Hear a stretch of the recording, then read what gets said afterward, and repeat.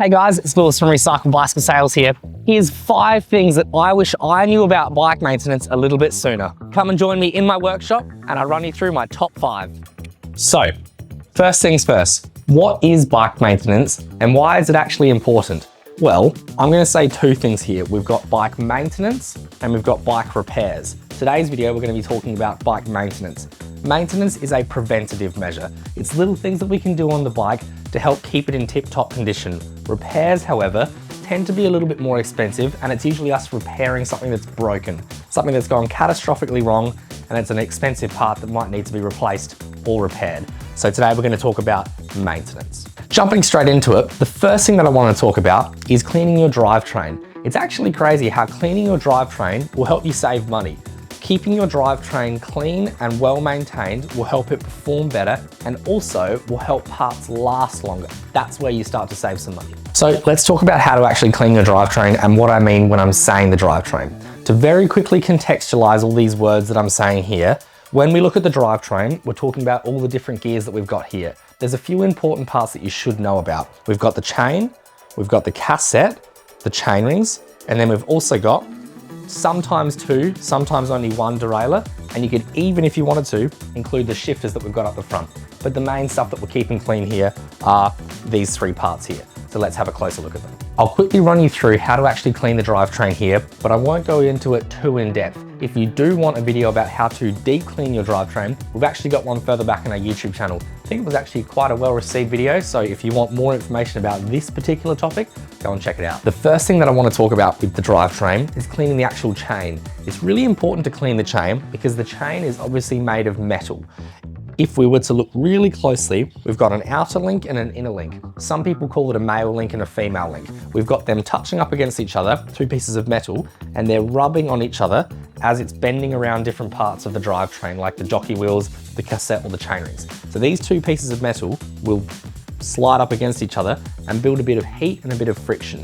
So if we've got a bit of sand and grit inside there, it's going to build up even more heat and friction. So we want to clean that out and replace it with some fresh lubricant. So to very quickly explain how I actually clean the chain, what I like to use is some sort of drivetrain cleaner. There's lots of different brands out there, but I like to spray it onto the chain all the way around and really let it soak into the chain.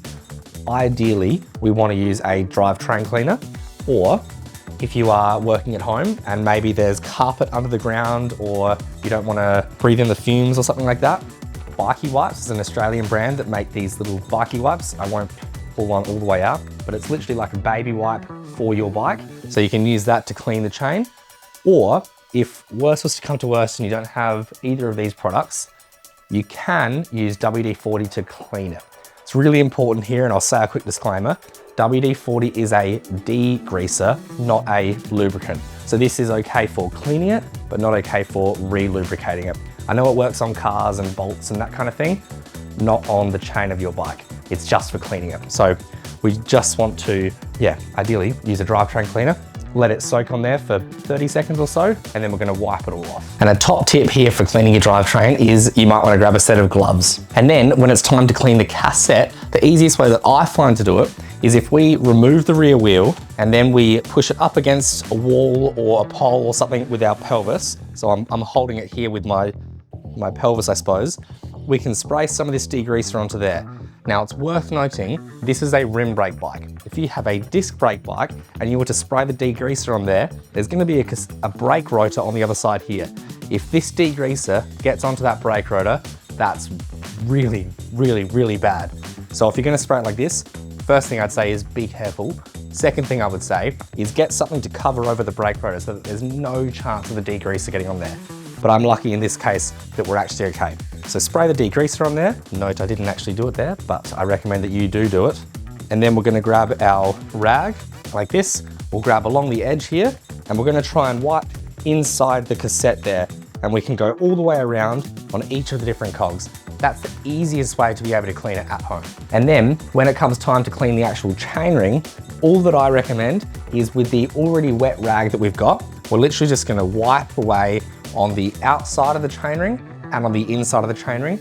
And if you're good, try and clean the inner chainring as well. Again, the outside and the inside of the inner chainring too. This is more just to wipe off all of the grease that's already sitting on there. And the final step with the drivetrain is actually a point that I'm going to mention later on in this video, so make sure you keep watching. And while you've got the rag in your hand, you may as well just wipe off any of the extra muck or grease. You might have some on either of the derailleurs, or maybe in and around the jockey wheels or the cable or that sort of thing. We just want to make it look as clean as we can.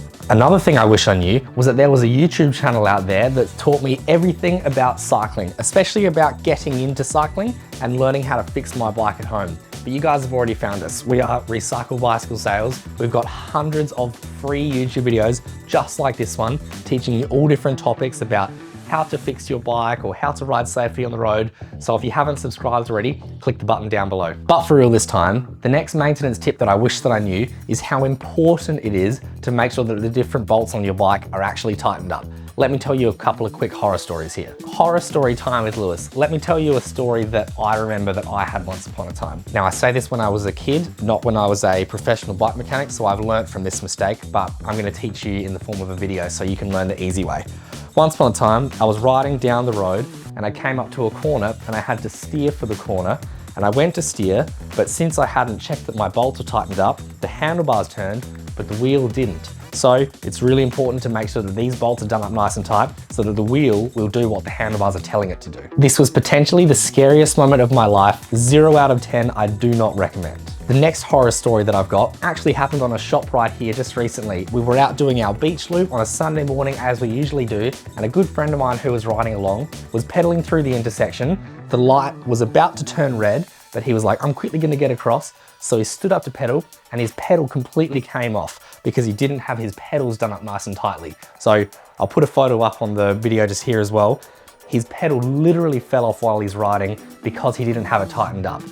Quick disclaimer though, for the people that are bike mechanics that are looking at this, they can tell that the entire crank arm has fallen off, not just the pedal, but I'm putting this whole area into one sort of story here. So his pedal literally fell off while he was riding because it wasn't done up tight enough. And on that, I've also seen it many times where the pedal isn't done up tight enough into the pedal thread and it will rattle itself and eventually pull itself out, which will take the thread with it. What that means is that you'll need either an entire new crank arm, or if you're lucky, you might be able to tap a new thread in there, but I'm talking 10% chance of repairing it. And also it's a very expensive repair anyway. So make sure your pedals are done up nice and tight. And another story that I've heard, I actually heard this one from the person standing behind the camera. They were riding along and they didn't check that the skewers of their bike were done up nice and tight. So they went to do a wheelie and the wheel literally came off. That means that now they have to hold that wheelie for the whole time. So it's also important to make sure that the skewers are done up nice and tight. So now that you know the horror stories, let's talk about how to fix them. The long and short that I'm gonna say here is you wanna put a tool in every bolt and make sure that they're all done up nice and tight. But let's talk about the ones that we've just mentioned these stories about. The first one we spoke about was the stem, or you could sort of include the whole headset, these bearings here. We have got a video further back on our YouTube channel about how to tighten your headset. I think it's I reckon it's our most important video that we've done. I don't think it's our most viewed, but it's definitely our most important and our safest, but I'm gonna run you through that here as well. The headset is this part here. We've got the stem and then we've got these two bearings here. We need to make sure that they're all nice and sort of tight and all put together. The way that I recommend it is by loosening these two pinch bolts on the side, which were already loose in that video because you saw me steer and the handlebars didn't turn. So we want to make sure that these two side ones are loosened and then tighten up this top one a little bit. We don't need to like reef on it. We just need to make sure that it's nice and tight. And then we want to line the stem up with the wheel. We don't want to tighten it up on an angle like this because then you'll be riding sideways like that. We just want to make sure that it's nice and straight. Sometimes this is easier to do on the floor rather than in a work stand. Make sure it's nice and tight. Nice and tight there.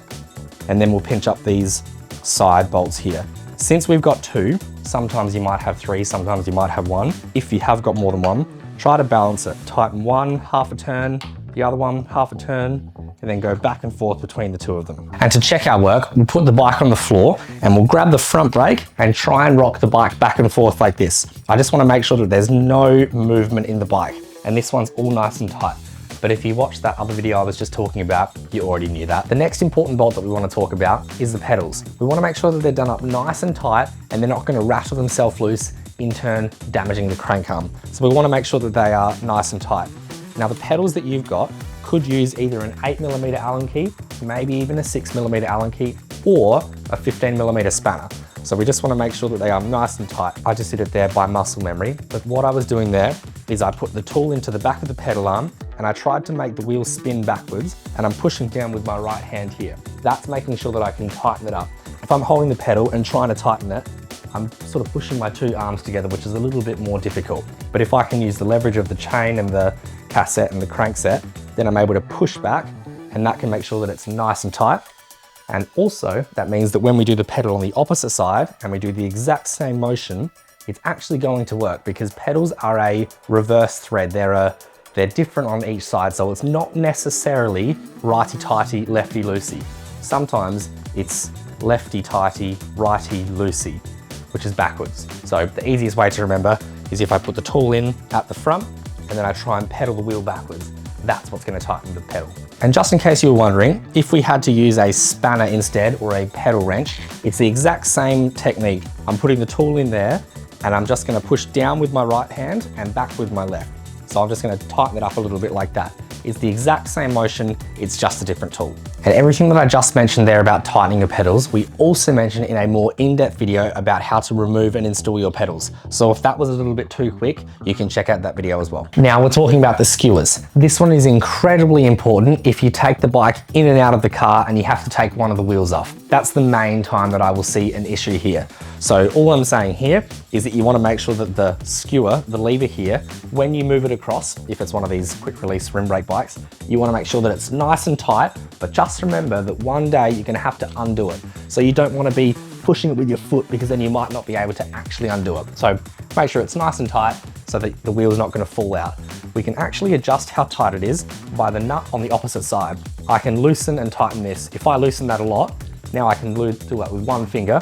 But if I tighten that a little bit, now I can't. It's just a little bit too tight. So we just want to find about where it needs to be between them. I'm quickly going to show you how to do a through axle one as well. And now if we needed to make sure that the through axle is done up, I'm going to say it's even easier. We're literally going to put our tool in there. It's probably a 6mm Allen key, but it might be a 5 front and back.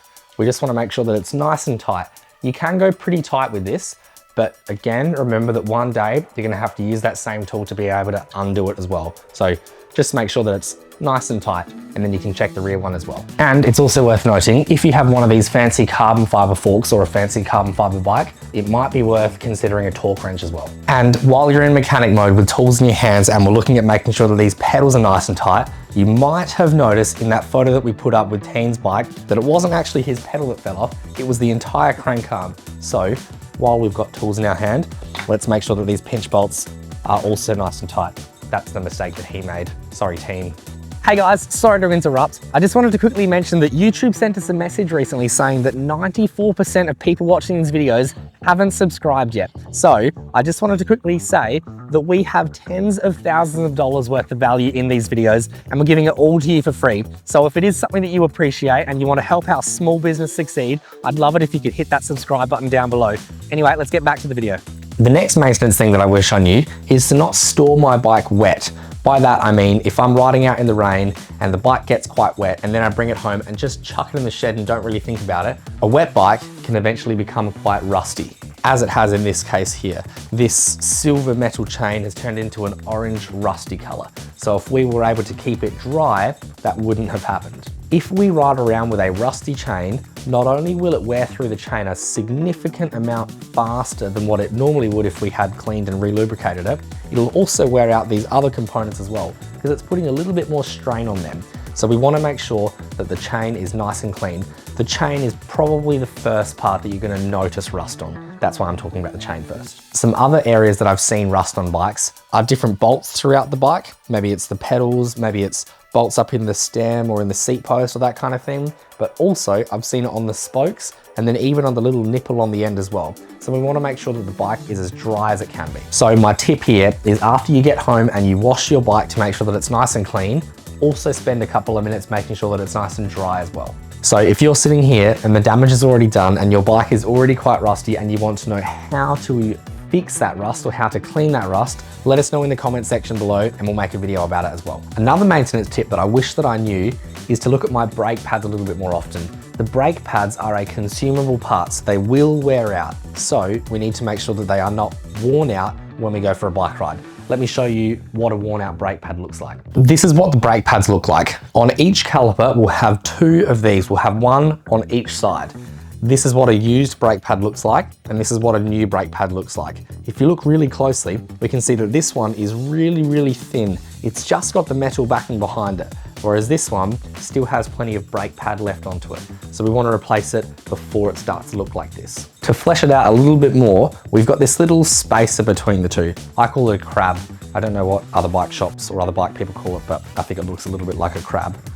But it spaces the 2 brake pads apart. If we were to look at that piece there, this top one, which is the brand new brake pad, still has plenty of pad poking out past that metal spacer, that metal crab. Whereas this one on the bottom, that brake pad is further down than the metal. That means that this metal crab or spacer is touching up against the metal brake rotor, rather than the brake pad touching up against the metal brake rotor. That's gonna make a lot of noise, and it's also gonna damage your brake rotor, which means that you might need pads and rotors. Now this doesn't only apply to disc brakes, this also applies to the rim brake options, like we've got on this bike here. The rim brakes are also a consumable brake pad. However, it is more important that we do replace them on time. If we were to leave these brake pads to go all the way to the end of their life and then further, kind of like we did on that disc brake there, then we can actually damage the wheel.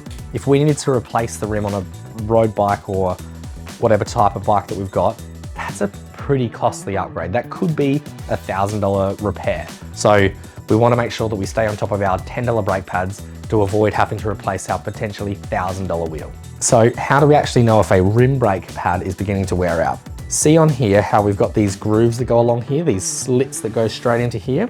As we start to wear the brake pad down and it gets a little bit thinner, eventually we won't be able to see those grooves. We want to replace these brake pads before we can't see those grooves anymore. So make sure that we stay on top of that to avoid having to replace the entire wheel. While we're talking about these rim brake ones here as well, I was just mentioning that we might damage the wheel.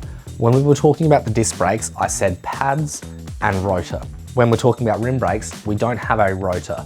The equivalent to the rotor is the braking track on here, which will eventually wear out. So you might need to get a new wheel set eventually.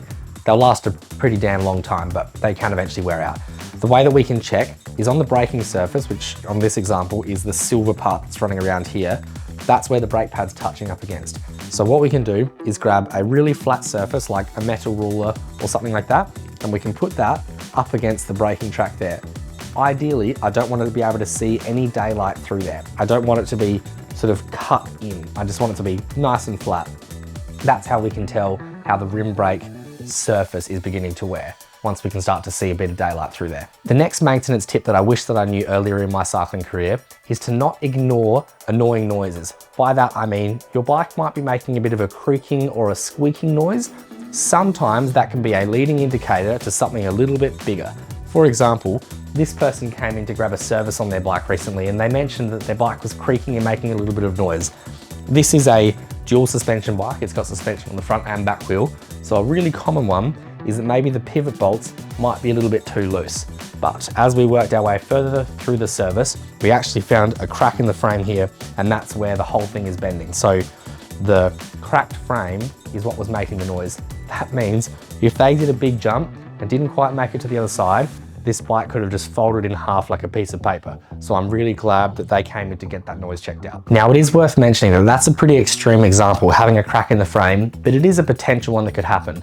A more common one that I would see, perhaps you're sitting at home thinking that your bike's making a little bit of noise, maybe some of the bolts aren't done up tight enough. It could be pivot bolts, it could be, skewers for the wheel, it could be the handlebar, the pedals, it could be bolts all throughout, maybe even to do with the saddle as well. If the bolts are not done up tight enough, and as you're riding along, the bike is sort of rocking and making a little bit of noise, it's putting a little bit more load on those bolts than there should be.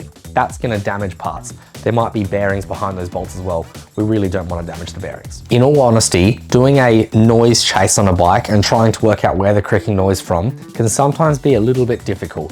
The best way that you can try at home is to remove, re-grease, and put these bolts back in all throughout the bike. There might be stem bolts, saddle bolts, skewers, pedals, that sort of thing. You might just want to remove, re-grease, and refit those different bolts. That's something you can do at home. If that doesn't fix it, then maybe it's time to take it to the local bike shop, Recycle Bicycle Sales, and we'll be able to help out. And there you have it, 5 maintenance tips. But I'm feeling nice today. I'm gonna give you an extra one. I'm gonna talk about chain lube.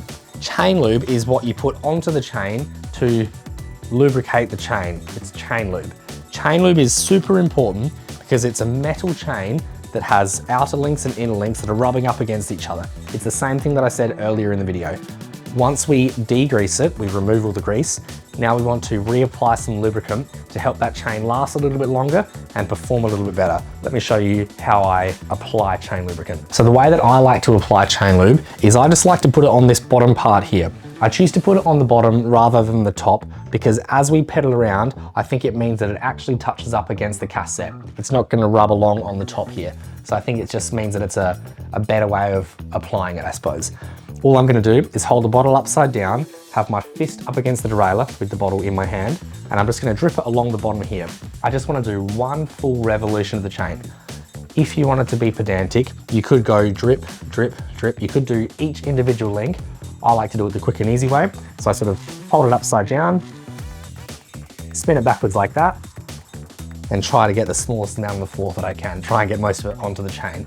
Just one full revolution of the chain is all that you need to do. You don't need to put it on the cassette or on the chain rings. It will find its way there by itself. Well, there you go. There you have 6 maintenance tips that I wish that I knew when I was starting cycling. And remember, maintenance is preventative and it's gonna help you save money on costly repairs. So make sure that you stay on top of your maintenance. And if this is the sort of video that you enjoyed and you reckon you learned quite a bit, there's a like button down there that I would love it if you could press. There's also a subscribe button next to it as well. If you could press that too, I'd really appreciate it. Otherwise, I'm gonna say thanks for watching our video. I hope you learned lots and we'll see you in the next one. See you guys.